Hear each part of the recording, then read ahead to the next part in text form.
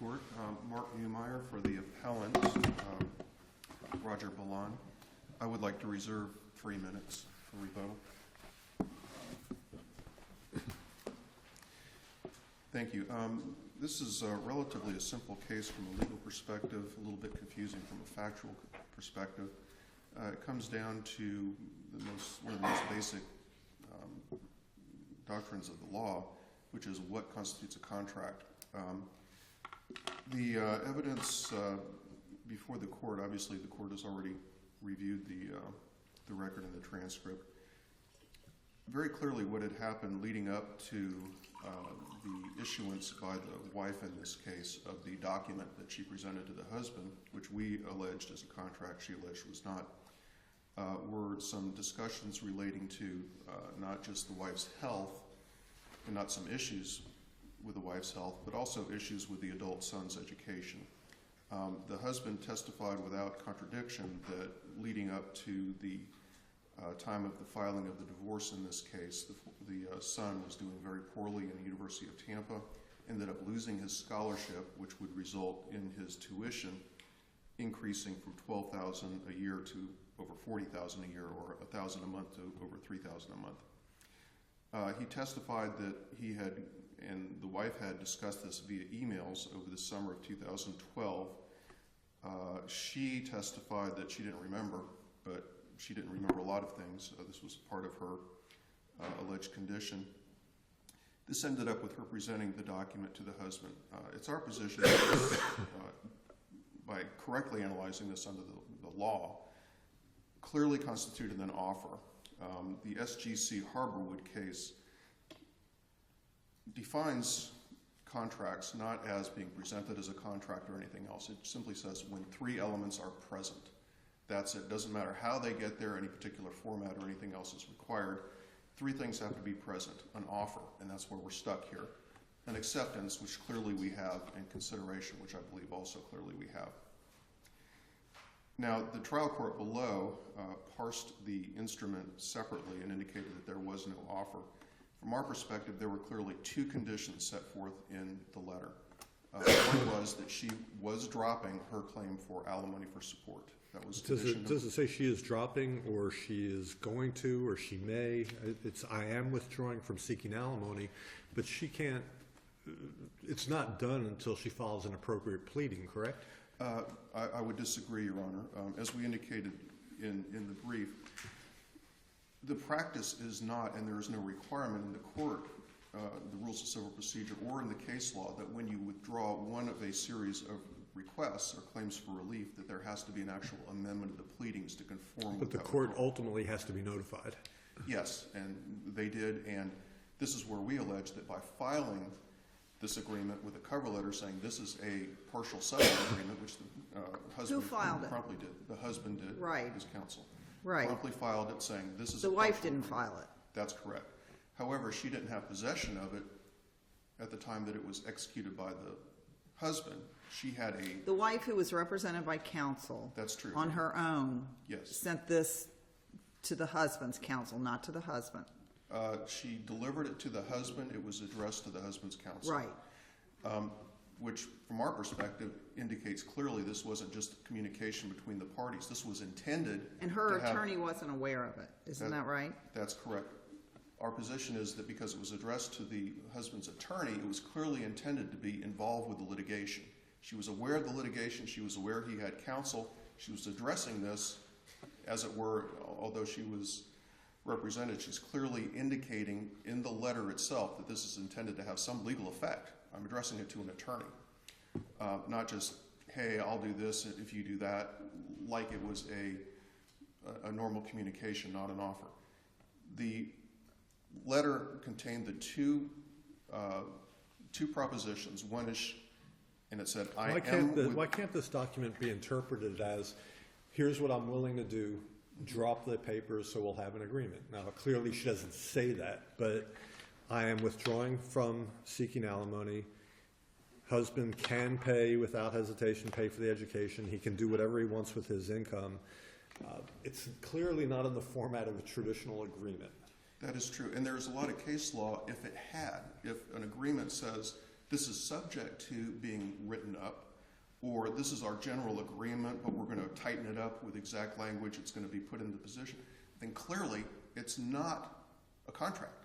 But isn't the trial court in the best position to determine what was intended by her in sending this and whether she was competent or capable of making appropriate decisions to enter into an agreement?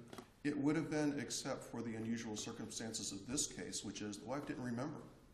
How can you determine what her intent was when she comes in, swears under oath, and says, I don't remember preparing this. That's But my there handwriting. were also there was some indication of mental issues that would impact on her competency to enter into an agreement or even understand, so that there could be a mutual agreement, and the court has to determine that. There certainly was some question raised, but the trial court, in a position to make that determination, did not make that determination. The question of competency was squarely laid on the trial court's lap in part of the motion to set aside the purported agreement, and the court didn't address it at all. So at best, if we were to agree with your argument, it would have to go back to the trial court to determine the issue of competency? I would say, since there was no order, it has already been determined against her. Well, you can't have it both ways. Either the court determined it or didn't. You just said the court didn't determine it. It was requested to be determined, and the court made no findings about it. So it hasn't been determined. From our perspective, if you put something to the court and it's not granted, Well, we get it all the time where there are alternative arguments and we rule on one and we don't address the others. That Right. doesn't mean that we're rejecting them. We may not have to reach them. And it seems like in this case, the court's saying, this isn't an agreement. I don't have to reach the issue of competency. the court may have done that, didn't say that, did say that about the issue of duress. On duress, the court said, there may have been duress, I'm not reaching that. So if there's a reversal, clearly it would have to go back on duress. Our position is, again, there's no evidence of any communication on the part of the former husband that resulted in this thing being drawn up by the wife. She can't remember it. He testified there wasn't. There were emails, so there were written communications which could be presented. At worst, it should go back to duress, which we believe we would win on. On the issue of competency, Wait, this is a 21-year marriage? yes, long-term marriage, clearly. She's waiving what would ordinarily be probably entitlement to a permanent element. Valuable consideration, absolutely. She can't remember it. That's what she says. That's what she says. However, it was put in writing. It was presented Don't to you her think attorney. that probably raised some question in the trial judge's mind about the agreement? She's waiving permanent alimony in writing and can't remember it. Absolutely, it should, Your Honor. However, it wasn't just a document that said, I'm waiving permanent alimony, signed Mrs. Ballin. It said, I am waiving permanent alimony. My husband will pay the educational, to paraphrase, my husband will pay the educational expenses of our adult child, and we'll both go forward, and I make no, it says, he can do as he wants with his income. So it wasn't just a statement, I'm withdrawing my request for alimony. It was, I'm doing this, you do that.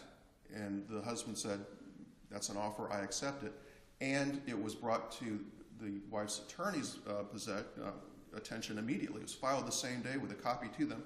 Here's a partial settlement agreement, filing it with the court, sending a copy to the wife's attorney, and then there's no response for 6 months up until the month before trial. Then they say, oh, wait a minute, we want to set this aside. We've addressed that, I think, in the briefs with some level of thoroughness, so I'm not going to get into that unless the court has any questions about it. From our perspective, again, when there is a document issued by one party, keeping in mind, as I've raised, the court should not be in a position, and actually is not supposed to, determine whether the consideration was adequate on both sides. But as I indicated, there are a lot of potential reasons for this from the wife's perspective. She had a health scare. Her consideration of the status of her own health may have played an issue. If she's afraid she may pass away soon, then the permanent alimony is not going to be of much benefit to anybody. She may have had an overriding consideration that the son get an education. She may have simply wished to shame the husband. All right, you take care of the son, I am withdrawing, and you can just live with it. A party is entitled to be a loose cannon as long as they're competent. And if she wishes to punish the husband, if she wishes to make a decent deal, whatever her motives are irrelevant. When you make the offer, addressed to an attorney, delivered, signed, total and absolute agreement with the terms, it's filed with the court as an agreement, never challenged until the end. Again, the elements are present. It wasn't a unilateral offer of I'll do this, signed to the wife. It was I'll do this, you do that, signed the wife, and he said I accept. So again, it's very simple. The three elements are present. The court should have upheld this, and that is the relief we're seeking, that it be sent back to the trial court to delete the award of permanent alimony that's contained in the final judgment, impose the obligation on the former husband to pay the child's educational expenses. That's what he contracted for. That's what he's stuck with. If he files bankruptcy, whatever, too bad. You know, if the son is going to be a professional student for the next 30 years, too bad. He made an agreement, she made an agreement. And the last issue, which I raised, is the lack of the court, the failure of the court to address that potential liability on the mortgage. Is there or is there not a deficiency judgment that's actually been entered? I do not know, Your Honor. I have not checked that since I filed it. Our position is there was a note, it was partially satisfied, so there was a partially satisfied liability out there. Whether it's being pursued or not, they got 5 years to pursue it. Partially satisfied by the foreclosure? Yes. So there is a unpaid note, marital, unpaid, not addressed. If, in fact, the former husband is ordered to pay the alimony, we lose that issue on appeal. The bank could come completely after him. Evidently, he's the richer party, get $60,000, whatever it's going to be, and he would have no recourse. He could not ask the wife to contribute to that liability, and he could, basically, he would be inequitably Why could he not ask or require the wife to contribute if it hasn't been addressed by the trial court? All issues of property rights between the parties must be addressed within the final judgment, and this is where we get it. When it's not mentioned by default, it's So he wouldn't be open. he wouldn't necessarily be precluded from pursuing her for contribution. She could raise the final judgment as a defense. The final judgment that you're contending doesn't address it. Yes. She could say it was presented to the court, it was not addressed, therefore it was left as is. But it's also speculative because, as we know, oftentimes there is no deficiency. Banks don't pursue them. Occasionally, I don't know what the percentage is, but it's fairly rare that they do. Probably would have been better if the court would have said, if there's a deficiency, this is how it's going to be divided. Right. But I'm not convinced by your argument that he could be left holding the bag with no recourse. Yeah, and we're not trying to be inequitable. We're not saying the deficiency might be $30,000, so give us $30,000 worth of stuff now because we might face a potential deficiency judgment. What we're saying is if there is one, let's split it in half. You split everything else in half except this, which is a big one. And also... in looking at what you cited in your briefs, you didn't cite any case that said that this type of speculative obligation should be included in the trial court's equitable distribution. You just cited general cases for the proposition that the trial court has to equitably distribute the parties' assets and liabilities, but this is a contingent, almost a contingent, a speculative liability. So did you find any case law that supports your argument? I stopped when I got to the statute, which defines it as a marital liability. So I didn't go further and say, if you can get unvested It defines pension what rights, is a marital liability. the mortgage, the note, the mortgage. When you sign a note during the marriage, it's a marital liability. They're both on the hook for it. So there's no doubt about it. There is a note which has not been satisfied. There is, in fact, a marital liability today, whether it's enforceable or not. Although frequently banks don't go after deficiency judgments. In this case, we got a deep pocket that the husband might look kind of tempting to the bank to say, why should we write off this money when we got a guy here with money? Why should we do that? Or they might decide a year from now, hey, let's go back and readdress that. Or they might decide, let's sell this potential deficiency to some speculator, get something for it, and let them pursue it, which happens all the time. So our position is the law requires that the court divide all the marital liabilities. There is one. It didn't do it. it should be remanded for equal distribution. If there is one, they both should hold each other harmless and only be responsible for half. And was that specific issue argued to the trial court? It was raised in the, yes, it was, Your Honor. There was testimony about the mortgage. I don't know if it was argued in the closing argument, but clearly. Was it ever brought to the trial court's attention that, Judge, there is a potential for a deficiency and you need to go ahead and allocate that as part of the liabilities? I know for sure it was in the pretrial memos. Whether it was in the closing argument, I can't say. But you did ask the trial court to distribute it? Yes, Your Honor. It was clearly on the table, at least in the pretrial memos, the proposed equitable distribution schedules. And what amount did you ask the court, or you just said if a deficiency is awarded, this is what has to be done? If half, that's it. Not a specific amount. We concede absolutely that would be inequitable, and a lot of people do that. Oh, I might have to pay my parents back the $80,000 they allegedly owed me, so I should get $40,000 extra in distribution. We're not trying to do that. We're just saying if it comes, there should be some recourse. If nothing else, he could ask for payback out of part of his alimony until the money he's out of pocket is repaid. You're just about at your 17 minutes if you want to reserve your 3. I preserve unless there's any other questions by the panel. Thank you. Thank you very much.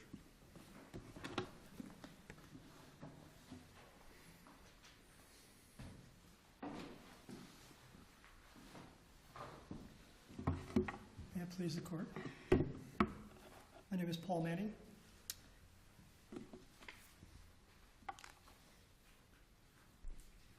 This document that was sent over approximately 50 days after the filing of the case.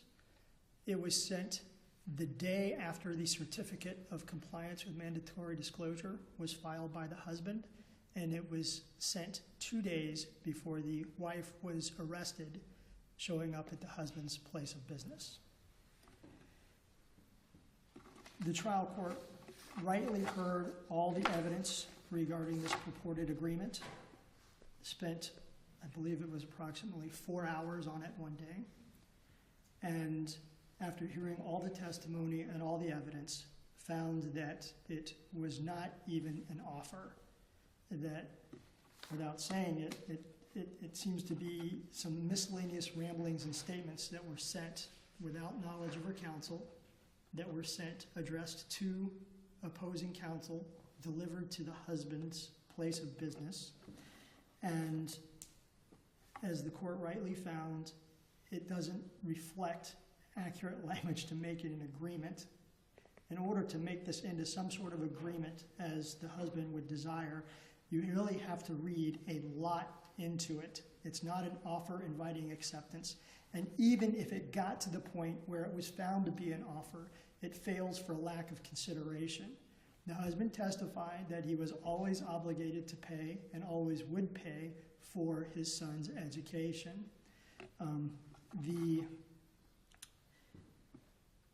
The consideration, that was brought up by the husband was Kendrick v. Everhart for the proposition that a moral obligation to support a child, which is legally unenforceable, and an enforceable court order obligation are two very different things, doesn't really address whether or not it was really consideration.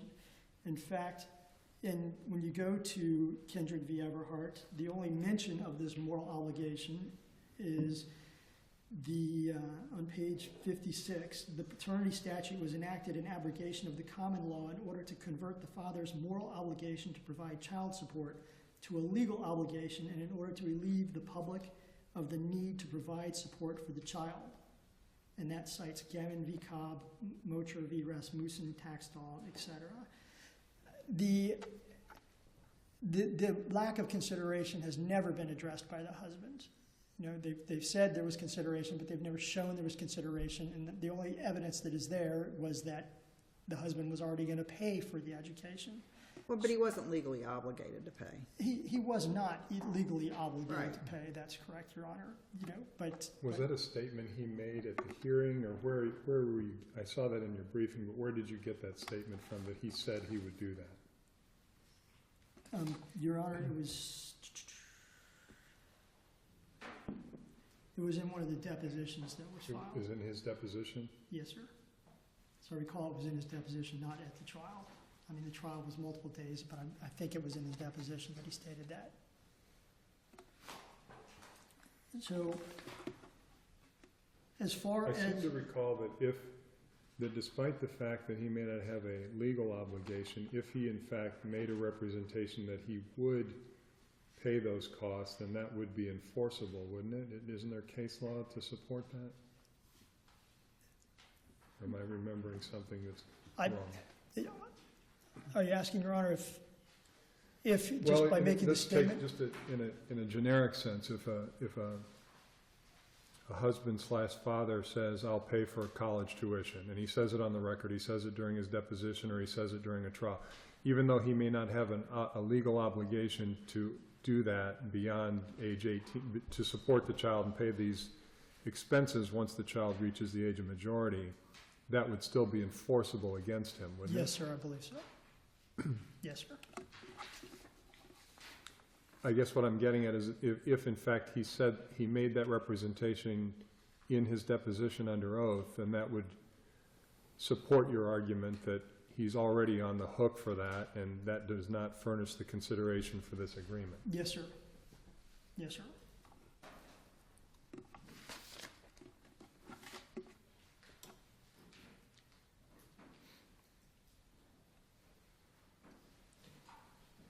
So, as I said, You also pointed out that the trial judge made, I think you put in your brief, 11 separate findings as to why there's no agreement. yes, sir. Yes, sir. Do we look at that under her abuse of discretion, or do we look at the agreement and reach a de novo legal conclusion as to whether or not it actually forms a contract? I believe that if it had formed a contract and it was an interpretation of the contract, then at that point it would be a de novo review. But given that the trial court, after hearing all the evidence, found that there was no contract and cited the findings and made the factual findings that it did, that at that point it is an abuse of discretion.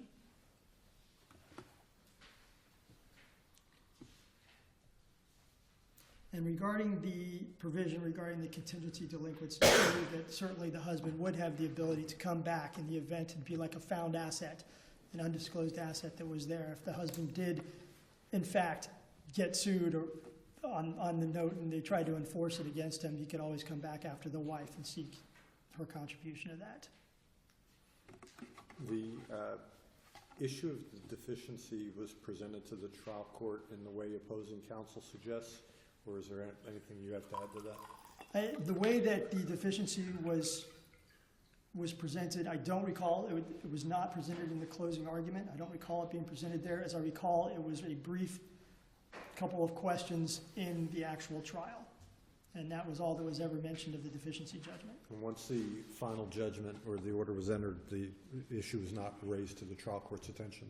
No, Your Honor. There was never a motion for rehearing filed by the husband. But why wouldn't that require equitable distribution like any other obligation that may or may not be subject to future collection efforts? I think that... Why should we wait and see on that? Well, I think that whether there's language... Nobody seems to have any law. I mean, I'm getting, you think this and he thinks that, but is there anything addressing it? Your Honor, I did not. Because I would think this would not be that unusual.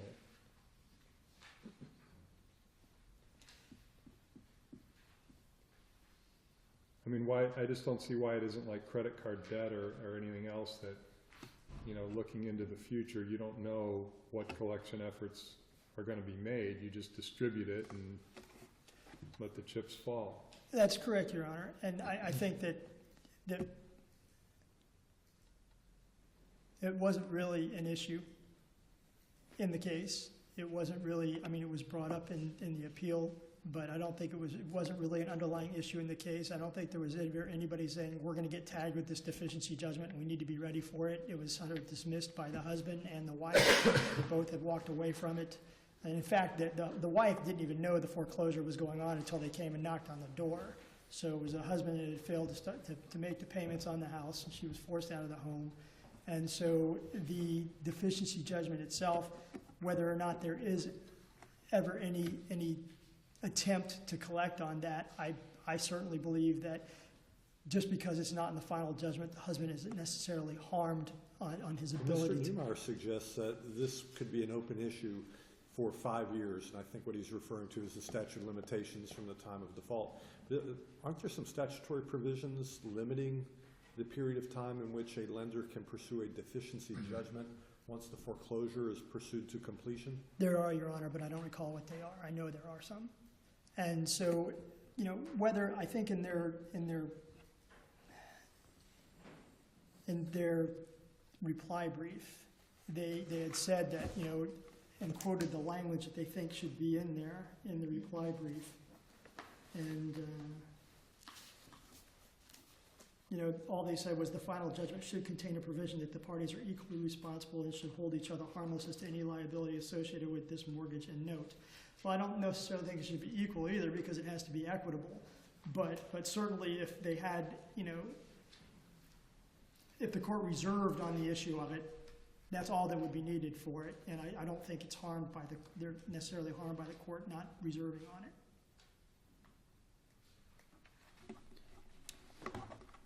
And thank you, that's all I have.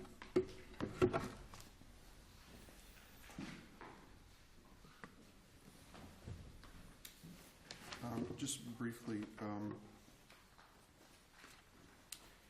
in terms of the obligation and the distinction between being legally obligated and morally obligated, I'm sure that if the husband had said, "Oh, I'll always support my wife," they would have wanted to get that in writing as part of an order. I mean, just a statement like that is not binding.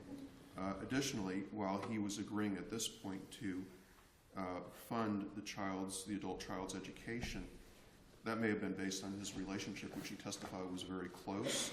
But family dynamics are fluid. Relationships change. If they didn't, us divorce attorneys would be out of a job.